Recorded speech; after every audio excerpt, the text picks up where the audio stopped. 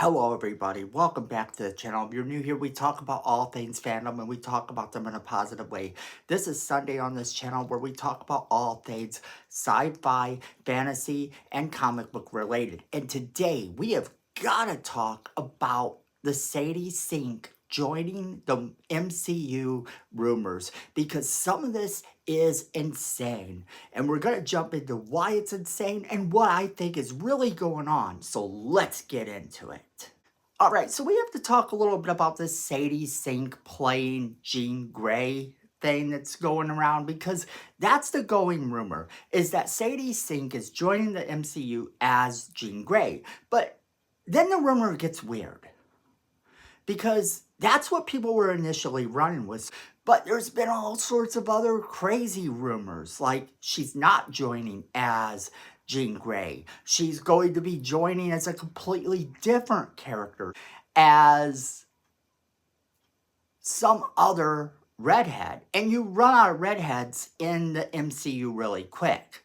So you have the Black Widow, and the Black Widow was played by Scarlett Johansson, and she's not coming back. But they're not going to go with a younger Black Widow because they now have her sister, who would then be older than her, who's going to be taking over the part of the Black Widow in the MCU.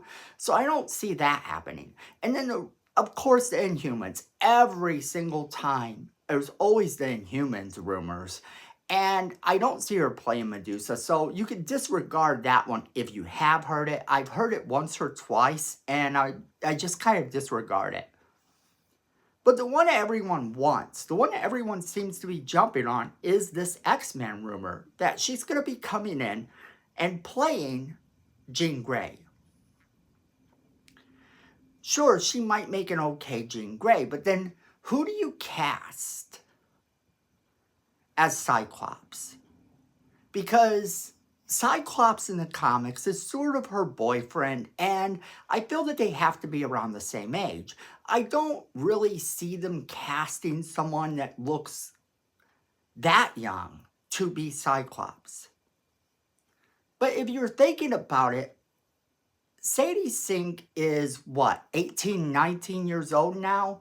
She's up there. She's out of high school. She can be that character that's out of high school. And that's what I'm getting at. Because, see, the most sensible of all the rumors is the latest one, that she is playing Mary Jane. And if we look at her playing Mary Jane, this becomes something I could actually see happening. This becomes something I could see them doing, because now you have a comic book accurate Mary Jane. Now, a lot of people make the mistake. A lot of people believe that Zendaya was playing Mary Jane. Zendaya was never playing Mary Jane. Her last name was Jones in the movie. And she was actually playing Michelle Jones, aka MJ. And the reason they did this is probably because they didn't want to cast Gwen Stacy. Gwen Stacy has a very tragic past, and putting Gwen Stacy in there sort of means you have to rinse and repeat a lot of the same villains that they've had rinsed and repeated throughout all of the Spider-Man movies. Now, of course, Sony has done their Venom movie. If you've noticed, a lot of the enemies in the Spider-Man movies are ones that we hadn't seen before until that last movie, where we got a rinse and repeat of several multiverse villains coming into the MCU very briefly. But here's the thing about that. If you're looking at it that way, you have to wonder, now that Peter Parker has been forgotten, because all this weird stuff happened and he just wished that he was forgotten. So now that Peter Parker is indeed forgotten, and now that he can actually crime fight his way through New York in a more obscure way, he can actually be the superhero rather than have everyone know his identity. This presents kind of a problem because now his friends have forgotten him. He's out of high school, so you kind of have to look at the possibilities. In the comic books, Mary Jane was first introduced when his Aunt May tried to set him up with her. And what ended up happening is he, of course, didn't want Aunt May to set him up with anyone. And that just kind of became that. And then she just shows up at his doorstep and hits him with one of the most iconic lines in comic book history. She tells him, "Face it, Tiger, you just hit the jackpot." And the rest, of course, is comic book history, as they say.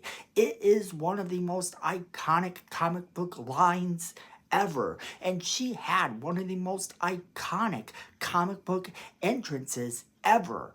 And that means something. You can't just forget about that when you're doing a movie. So the idea that they could introduce her is something that fans want. I feel like it is something fans need. Sure, you still have people who wish that Gwen Stacy was alive and was part of Spider-Man's life. But when you look at it, she has been there for a long time. And them having her introduced as a high school student wasn't going to make any sense anyway. So you have these two conflicting rumors. Rumor one is that Sadie Sink is going to be playing none other than Jean Grey. She's going to be introduced in the Marvel Cinematic Universe in this movie and be playing Jean Grey. The other rumor, of course, is that she will be playing Mary Jane.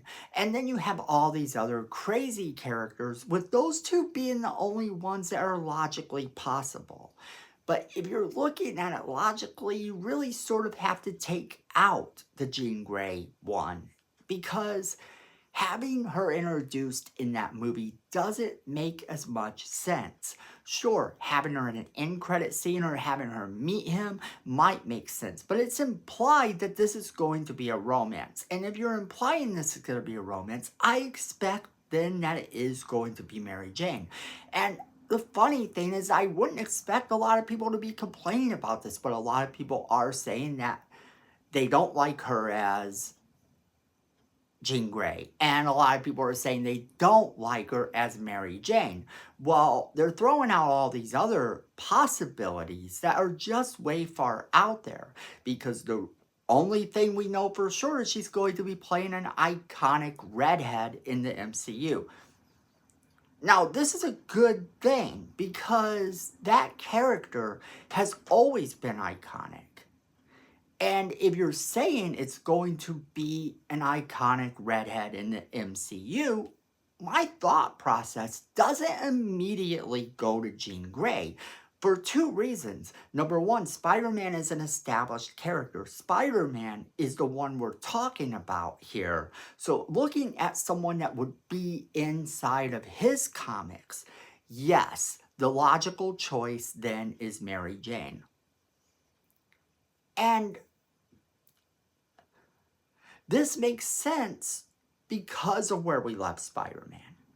I could see this as something they do, and it presents a story possibility that's new to the character, adding growth to Spider-Man as he navigates his way through life outside of high school and gets his job as a reporter. The only thing that upsets me, of course, is that we don't have Aunt May. I've liked all the incarnations of Aunt May, but for some reason, this one actually seems different and yet works very well. And I think them going that direction was good, but killing her off is sort of something that really shouldn't have been done. And I'm just wondering if there's a possibility they'll bring her back and she will introduce Spider-Man to Mary Jane Watson. Because honestly, I think that's what we're going to see. That's my thoughts on it. That's what I'm thinking in terms of these crazy rumors that are going around about who she could be playing. I really only see those two choices. But to me personally, it doesn't make a lot of sense to have Jean Grey introduced in a Spider-Man movie. So immediately when I find out she's in Spider-Man 4, that's why I'm thinking it's going to, without a shadow of a doubt, be Mary Jane. But I want to know what you guys think. Is there a way that you think it could work where it's not Mary Jane? Do you think it's going to be some other iconic Marvel redhead? And if so, who?